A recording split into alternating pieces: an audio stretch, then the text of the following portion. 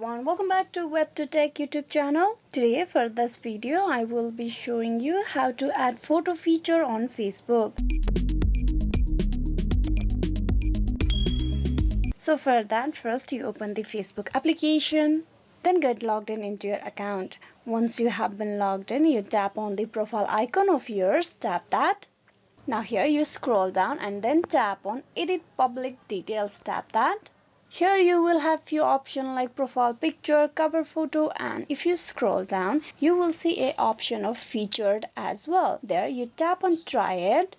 Now you need to add pictures to your featured option. You select the picture that you want to upload or save it as your featured picture. Once you have selected the pictures, you tap on next, tap on save.